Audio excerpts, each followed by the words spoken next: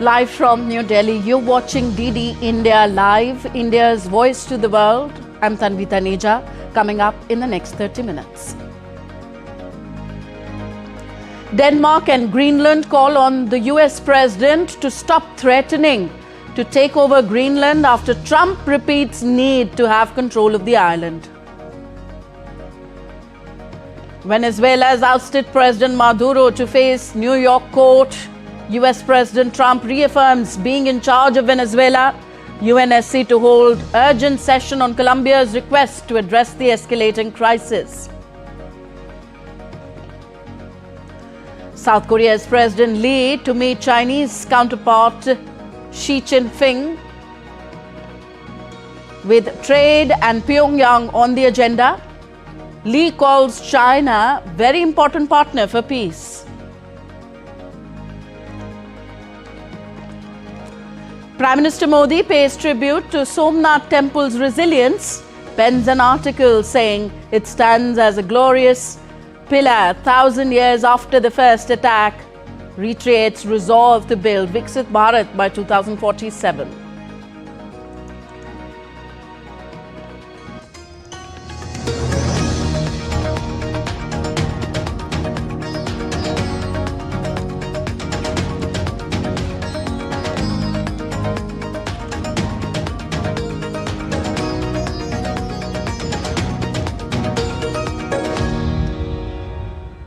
The leaders of Denmark and Greenland have called on the United States to stop threatening Greenland, as US President Donald Trump told US media he absolutely needed the territory a day after Washington seized the leader of Venezuela.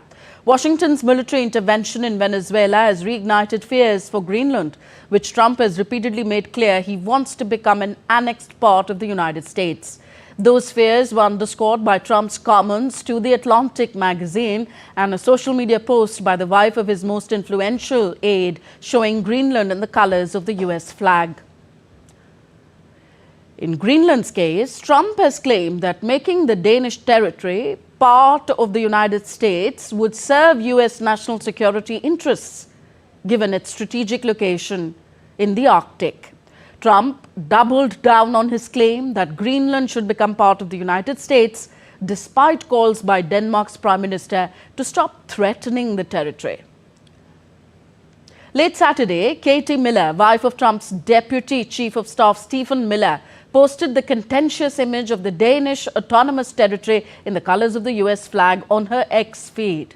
Greenland's Prime Minister Jens Frederik Nielsen called the post disrespectful. But he also said that there is neither reason for panic nor for concern. Our country, he said, is not for sale, and our future is not decided by social media posts. From a real estate deal to a national security standoff, Donald Trump's fixation on Greenland has evolved into a high-stakes diplomatic crisis. As Washington appoints envoys and Denmark defends its sovereignty, the Arctic's future hangs in the balance. We trace the timeline of a struggle that is reshaping Western alliances and Arctic security.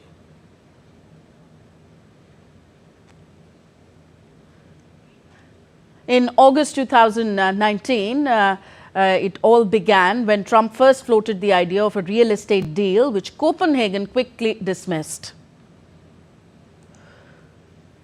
On January 7th, 2025, the tone had shifted. The president-elect refused to rule out force to secure the territory. The following month, Denmark's Prime Minister fired back, securing EU support to declare their sovereignty is not for sale. In March last year, before Congress, Trump escalated the matter further, vowing to take the island one way or the other for security reasons.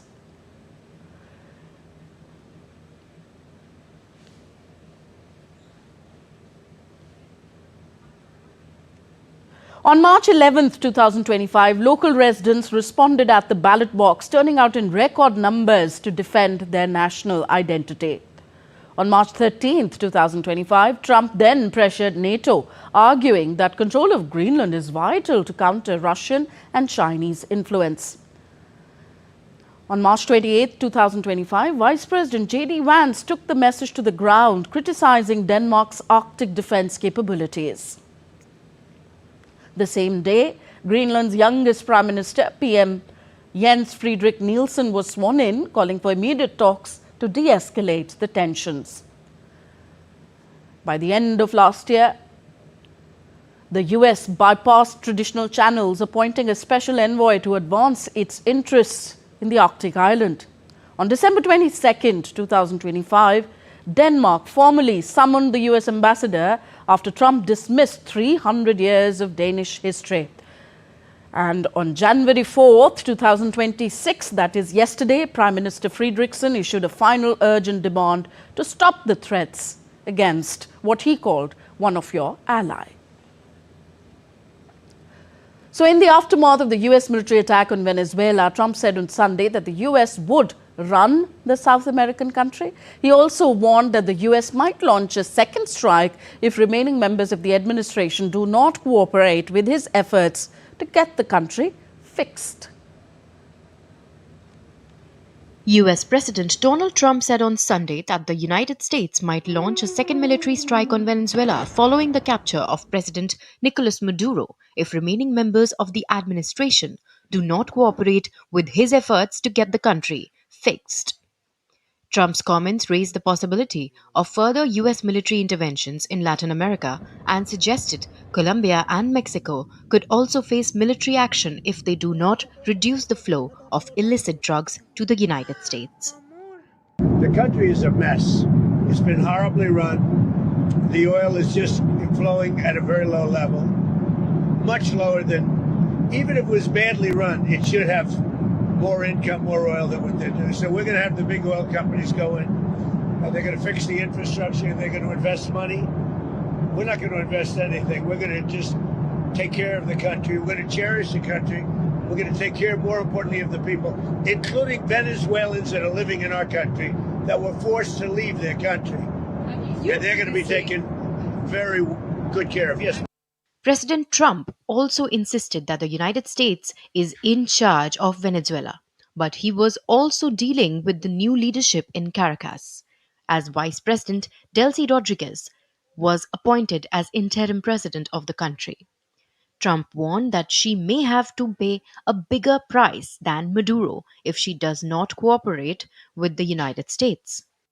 Maduro and his wife are now awaiting trial in New York City on federal criminal charges, including narco-terrorism conspiracy.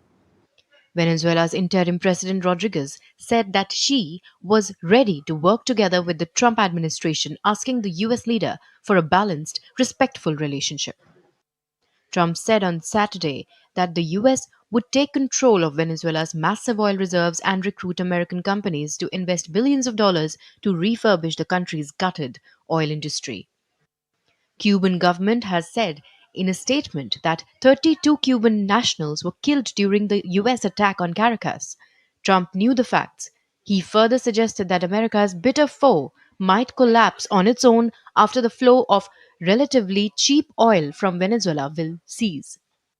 One of the things that is happening, and I think you see it all the time, Howard, you've seen it, that Cuba is ready to fall. Yes. Cuba looks like it's ready to fall. I don't know if they're going to hold out. But Cuba now has no income. They got all of their income from Venezuela, from the Venezuelan oil. They're not getting any of it. And Cuba literally is ready to fall. And you have a lot of great Cuban Americans that are going to be very happy about this. US Secretary of State Marco Rubio defended the military activity and said congressional approval wasn't required as it was a law enforcement operation, not a prolonged invasion of a foreign country. Protests in favor of US action and against it sprang up in different parts of the globe. People rallied against Trump's military actions in many US cities, while Venezuelan citizens took to the streets in Peru and other nations to celebrate the capture of Maduro.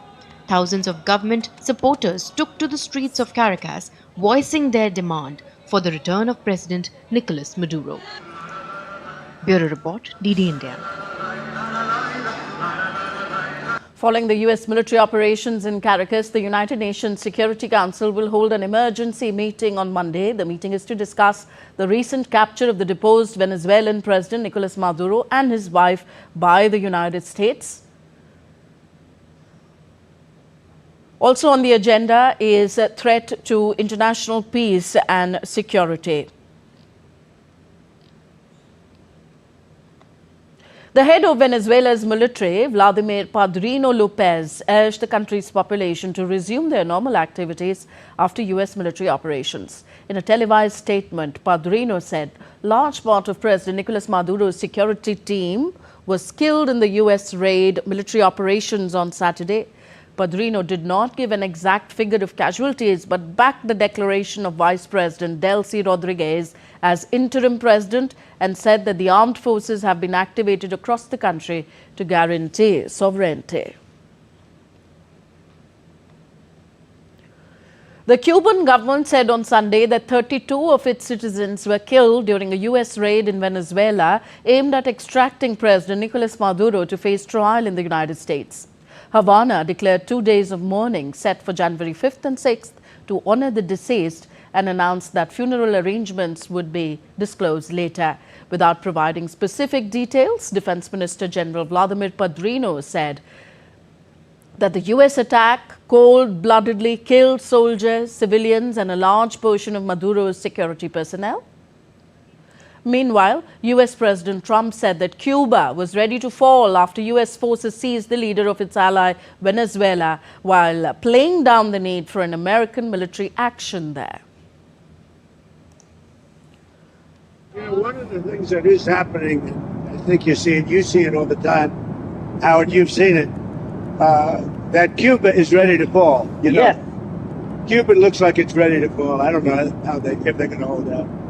But Cuba now has no income. They got all of their income from Venezuela, from the Venezuelan oil. They're not getting any of it. And Cuba literally is ready to fall. And you have a lot of great Cuban Americans that are going to be very happy about this. Are you considering U.S. action in Cuba?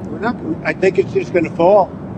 I don't think we need any action. It looks like it's going down. It's going down for the count. You ever watch a fight? Yeah. They go down for the count. And Cuba looks like it's going down. On to Asia now. South Korean President Lee Jae-myung will meet with Chinese counterpart of his, Xi Jinping, in Beijing today, with closer economic ties as well as the recalcitrant North on the agenda. Lee is the first South Korean leader to visit Beijing in 6 years, and his meeting with Xi on Monday came a day after the nuclear-armed regime in Pyongyang fired 2 ballistic missiles into the Sea of Japan. The pair will meet for an opening ceremony and a summit before the signing of an agreement and a state banquet. The South Korean leader, accompanied by a delegation of business and tech leaders, hopes to secure pledges to expand economic cooperation with his country's largest trading partner. Xi and Lee last met in November on the sidelines of the APEC summit in South Korean city of Gyeongju, a meeting Seoul framed as a reset of ties after years of tension. So North Korea conducted a hypersonic missile test on Sunday to evaluate its military readiness and deterrence capability. Leader Kim Jong-un, who supervised the launch, described the test as a crucial strategic measure to sustain and strengthen a credible nuclear deterrent, citing ongoing geopolitical tensions and changing international conditions. According to state news agency KCNA, the missiles successfully struck targets around 1,000 kilometers away in waters east of the country. South Korea's military confirmed that ballistic missiles were launched towards the Eastern Sea, coinciding with South Korean President Lee Jae-myung's official visit to China. The launch came shortly after Pyongyang issued a statement condemning recent U.S. strikes on Venezuela, calling them a breach of national sovereignty.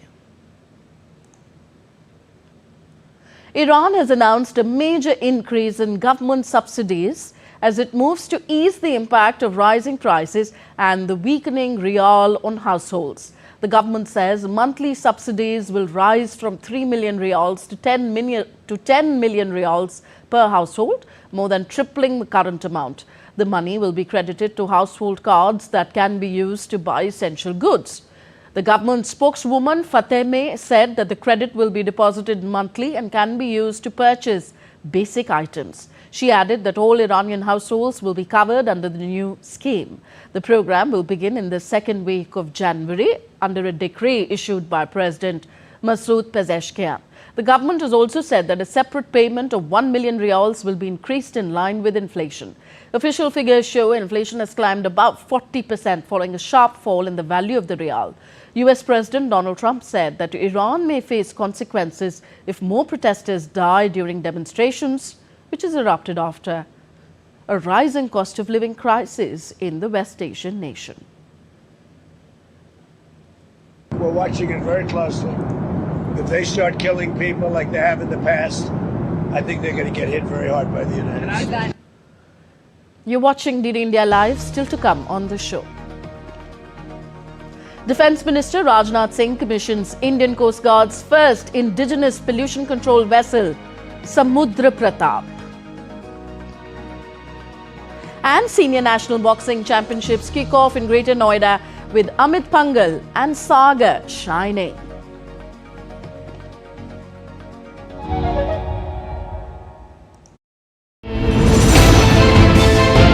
Geopolitics and trade deals.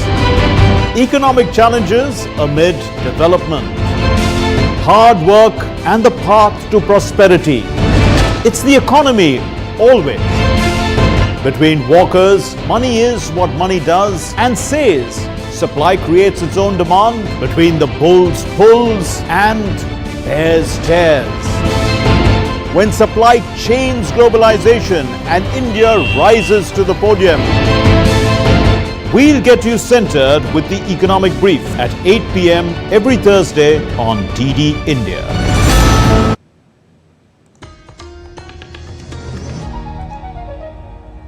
Welcome back to DD India Live. I am Tanvi Taneja. Prime Minister Narendra Modi remembers 1,000 years since the first attack on Somnath Jyotirling. On his social media platform X, Prime Minister Modi wrote, I quote him here, Jai Somnath, in the year 2026, we will complete 1,000 years since the first attack on our pilgrimage site of faith, Somnath Jyotirlinga. Despite repeated attacks, our Somnath temple stands firm and unshaken even today. Somnath is, in fact, the saga of the pride and indomitable courage of those millions of valiant sons and daughters of India for whom their culture and civilization have always been paramount. Unquote. Further, Prime Minister Modi reflected on the enduring legacy of the Somnath temple, saying its survival and revival of the past 1,000 years stands as a testament to India's resilience.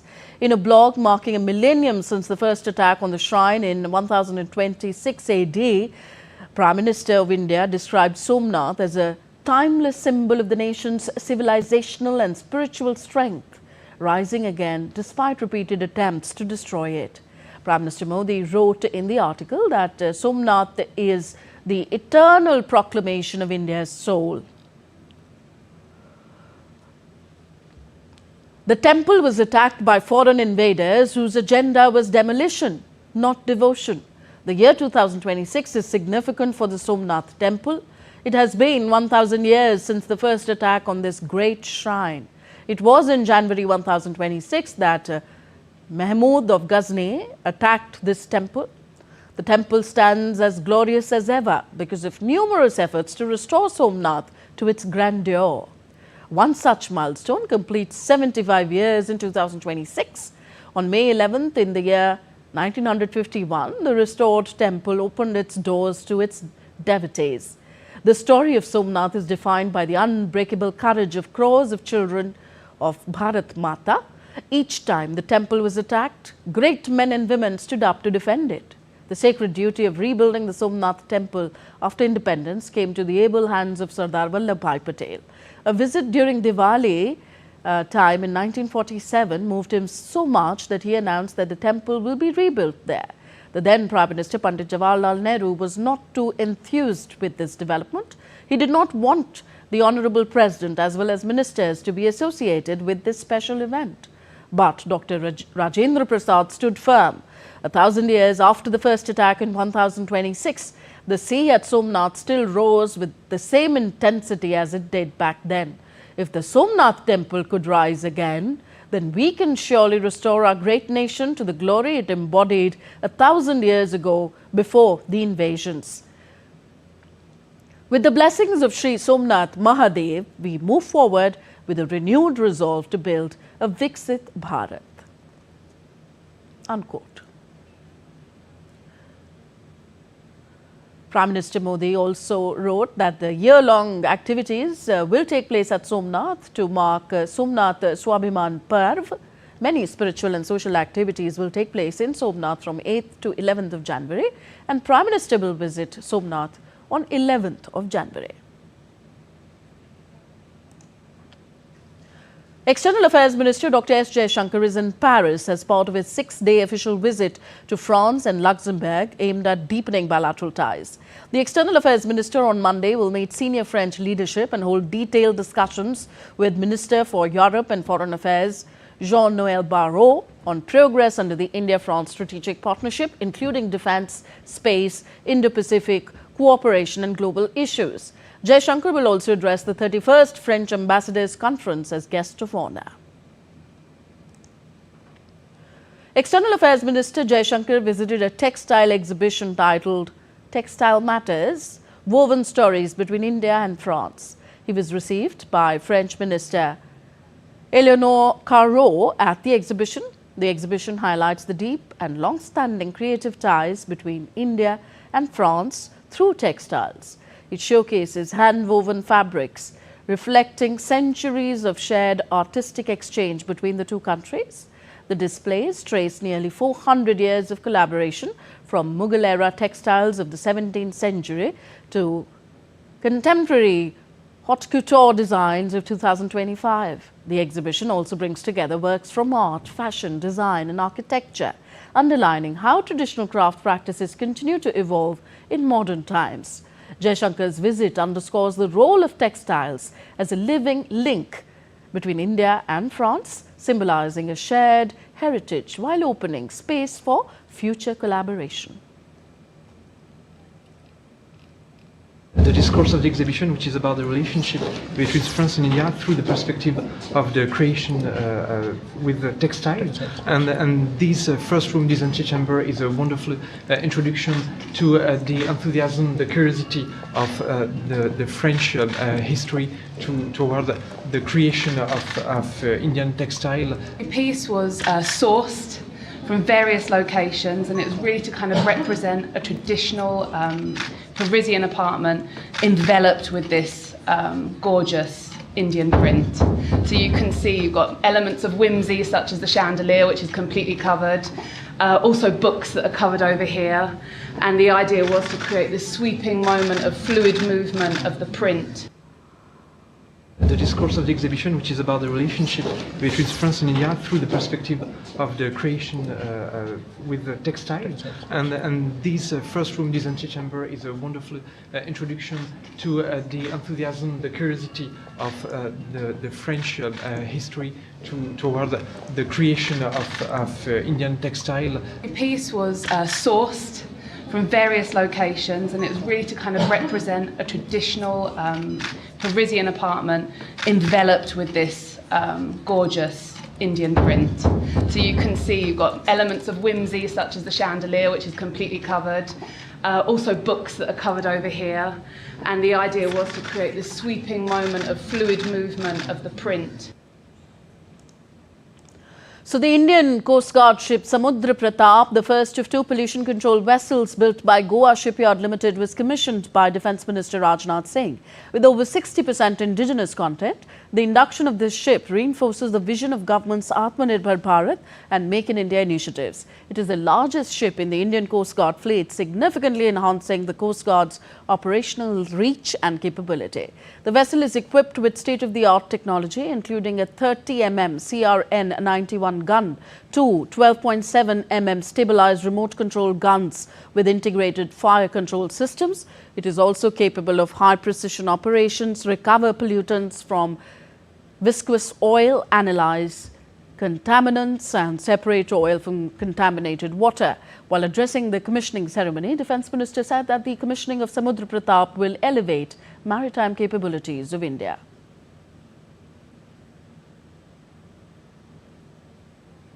आज Indian coast guard ship समुद्र प्रताप को राष्ट्र को समर्पित करते हुए मुझे गौरव की अनुभूति हो रही है। इस शिप की कमीशनिंग आने वाले वर्षों में हमारे समुद्री क्षमता को निश्चित रूप से ऊंचाई देगी, ऐसा मेरा विश्वास है। यह शिप हम सबके कलेक्टिव रिजॉल्व का यह प्रतीक है।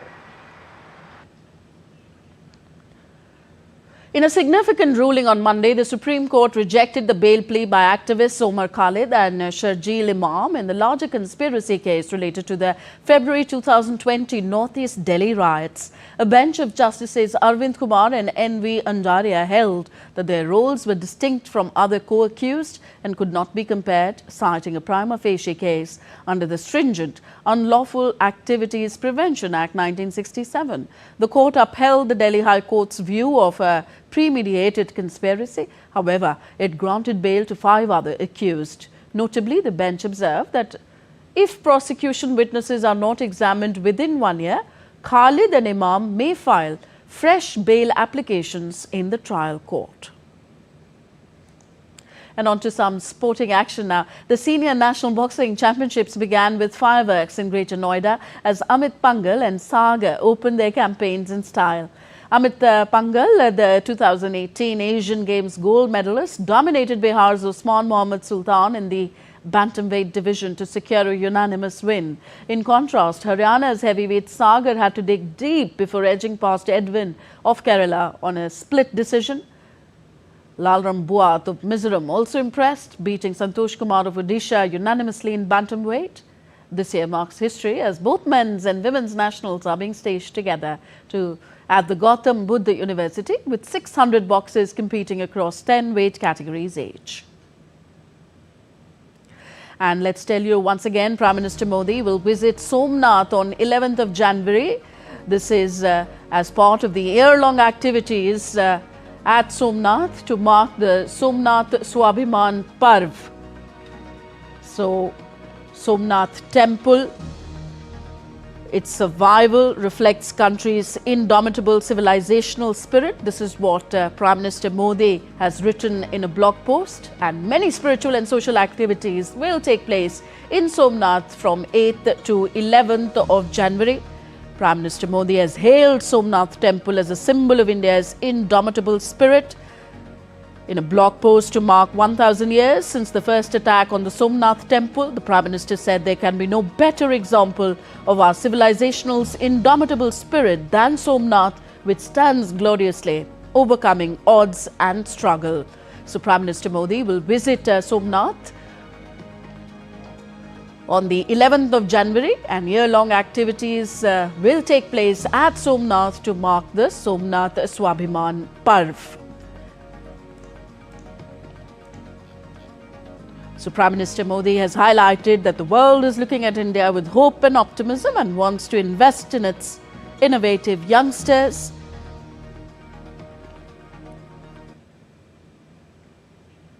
And as we told you, many spiritual and social activities will take place from 8th to 11th of January at Somnath. That's all for this edition of DD India Live. Do let us know your thoughts on the news of the day. Connect with us on our different social media handles at DD India Live, and you can also download our DD India mobile app for quick news and updates on the go.